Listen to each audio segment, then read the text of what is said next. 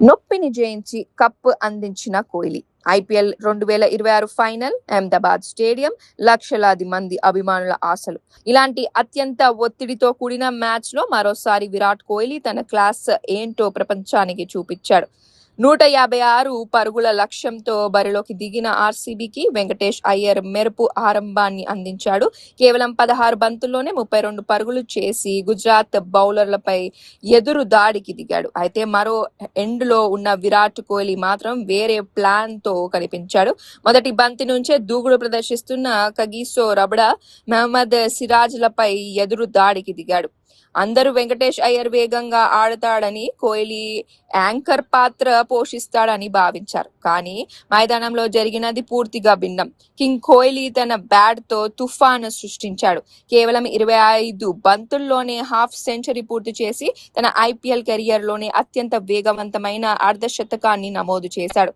ఇక మ్యాచ్ మధ్యలో జరిగిన ఒక సంఘటన అభిమానులను మరింత ఆశ్చర్యానికి గురి చేసింది. 10వ ఓవర్ సమయంలో కోహ్లీ తీవ్ర క్రాంప్స్ తో ఇబ్బంది పడుతున్నట్లు కనిపించింది. ప్రతి పరుగు నొప్పితో బాధపడుతున్నాడు. ఫిజియో మైదానంలోకి రావాల్సి వచ్చింది. అతని ముఖంలో నొప్పి స్పష్టంగా కనిపించింది. కానీ అదే సమయంలో కోహ్లీ మరోసారి ఎందుకు ప్రపంచంలోని అత్యుత్తమ క్రికెటర్లలో ఒకడో నిరూపించాడు. శరీరం సహకరించకపోయినా, కాళ్లు నొప్పితో విలవిలలాడుతున్నా అతను క్రీజ్ ను వదిలిపెట్టలేదు. మధ్యలో వాటర్ బ్రేక్లు తీసుకుంటూ స్ట్రెచ్చింగ్ చేస్తూ మళ్లీ బ్యాట్ ఎత్తుకున్నాడు. ప్రతి బంతిని కొత్తగా ఎదుర్కొంటూ జట్టును విజయానికి దగ్గరగా చేశాడు.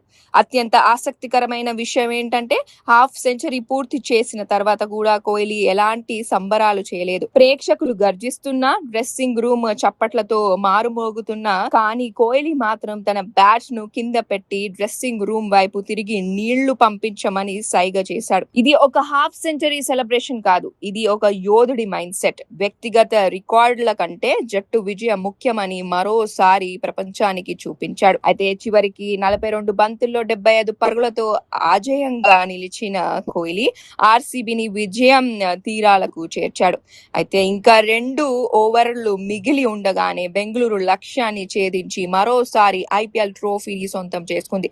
కానీ ఈ విజయంలో అందరికీ గుర్తుండిపోయేది కేవలం కోహ్లీ చేసిన పరుగులు కాదు, క్రాంప్స్ తో బాధపడుతూనే క్రీజ్ లో నిలబడిన అతని పోరాటం, నొప్పిని జయించిన అతని పట్టుదల, జట్టు కోసం చివరి వరకు పోరాడిన అతని అంకిత భావం. అందుకే విరాట్ కోహ్లీ కేవలం ఒక బ్యాటర్ కాదు, ఒక ఎమోషన్, ఒక ఇన్స్పిరేషన్, ఒక గోట్.